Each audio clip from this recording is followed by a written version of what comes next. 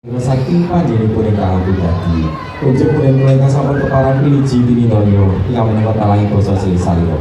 Sasana Andesa.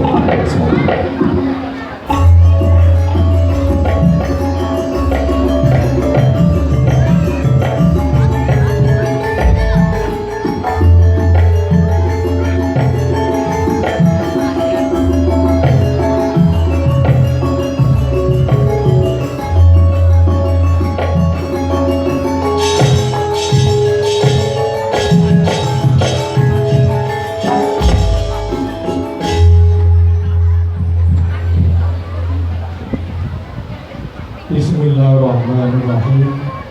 Assalamualaikum warahmatullahi wabarakatuh. Alhamdulillahirabbil alamin wa bihi nasta'in ala umuri dunya waddin. Wassalatu wassalamu ala asrofil anbiya'i wal mursalin wa ala alihi wa sahbihi ajma'in amma ba'du. Hadratul Muhtaromin, para alim, para ulama, bapak kiai, bapak haji, ibu ajar, dan para takdimi. Dumateng para bini sepuh, sesepuh haji sepuh ingkang dahatina bekten. Sumrawipun dumateng para ulama sedaya, kapung Surabaya Negeri.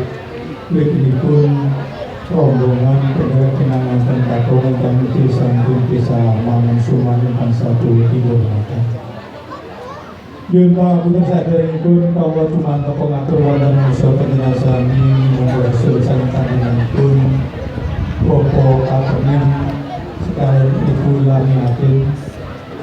Saderengipun kawula nglajengaken atur ugi nanggapi atur saking kathah pisan langkung rumiyin mawantu-wantu monggo kita sareng-sareng muji syukur dumateng marsipun Allah Subhanahu wa taala ingkang sampun paring pinten-pinten rahmat nikmat taufik hidayah kawujudan dumateng kula panjenengan sami sehingga wonten ing ari kalubangsa menika kita sedaya tansah maksud silaturahim dereng mangayu bagya jenipun kinangaten ingkang pun bilar wonten dalem mugi kanthi kawontenan wilujeng wonten alam satu kaping kalipun Rahmat salawat wa salam mugia kata khidmat junjungan kita Nabi Agung Muhammad sallallahu alaihi wasallam ingkang pantes kita ala usaka alipun awisan dunya ngantos pinjang wonten ing kiamat Allahumma amin. Agar sesuai saking ingkang hamung kuwati panjenenganipun Bapak Kapemen sepada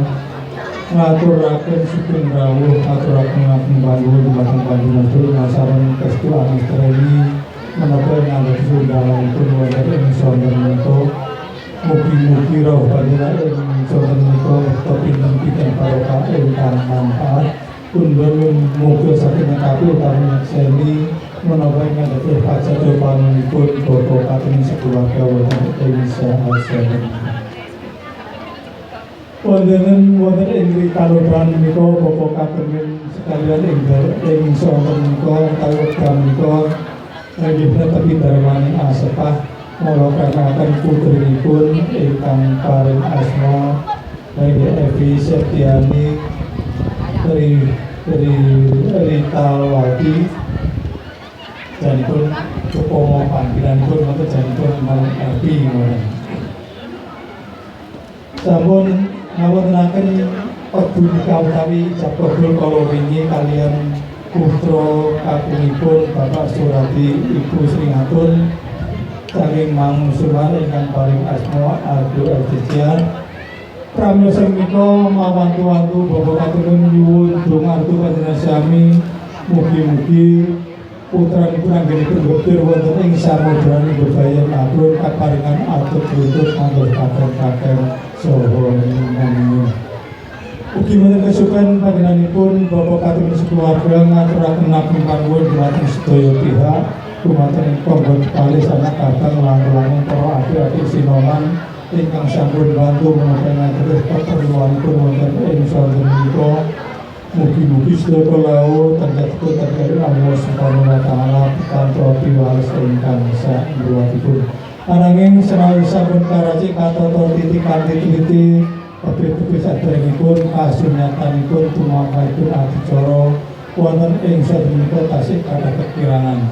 Pramila saking menika pilih Pokoknya anggenipun matur panjenengan sami nabrak panjenengan sami pranggu sedaya kekirangan aruh hukum ingkang panjenengan kirang sekeca kula minangka wakilipun nyumbang ngapunten ingkang agungipun. Para bapak adalah para ibu ingkang kula hormati ingkang salajengipun kula nanggapi atur wakil saking kakang pisan ingkang ampun pisan kula menawi boten sisi kanggen kula nampi kadang bisa ngaturaken salam taklim kagem dhumateng panjenenganipun Bapak Kadung Keluarga. Pramila sing menika kula minangka wakilipun salam takdipun kadang pisan kalau saya kajatur aneka waalaikumsalam warahmatullahi wabarakatuh. Karugi ngaturaken kalepatanipun boten wonten ingkang lepat menawi wonten menika dawuh sami-sami. Atur ingkang kalih sasampunipun Mas Ardo utawi putranipun Bapak Suryati ngawontenaken Pedunika kala wingi wonten wekdal menika dipun pasrahaken dhumateng keluarga mriki. Pramila sing menika kula minangka usulipun Bapak Kadung Keluarga kanthi atur Bismillahirrahmanirrahim la haula wala quwata illa billahil aliyyil azim. Pasrahipun pinengaken kula kanthi dosa ing penggalih. Mugi-mugi Mas Ardo wonten ing dalam diri hingga saged menyesuaikan dengan keluarga mriki saha masyarakat mriki langkung budayanipun ing antawisipun Rono Setanan kaliyan manungsa menika kula pinten boten benten jalaran terus dinasak kecamatan ngoten. Pramila saya mugi pinangaken saribit anggenipun bikir wonten ing samudra Bayan Agung kaparingan buyut rukun sakinah mawaddah warahmah Allahumma amin. Lan mugi-mugi ingkang paringan dzurriyyah ingkang saleh sholihah.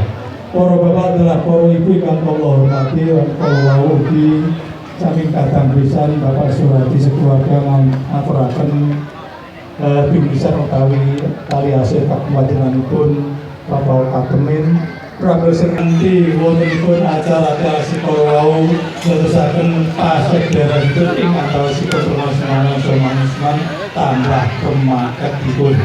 Wonten ingkang pungkasan mobilih adicara wonten ing sonten menika sampun paripurna para undangan sedaya masaken pamit mboten namung Bapak Kademin namung saged ngaturaken syukur kundur sugeng tindak. Mugi-mugi kundur panjenengan sami tansah pinar yang wilujeng boten wonten alangan satunggal menapa.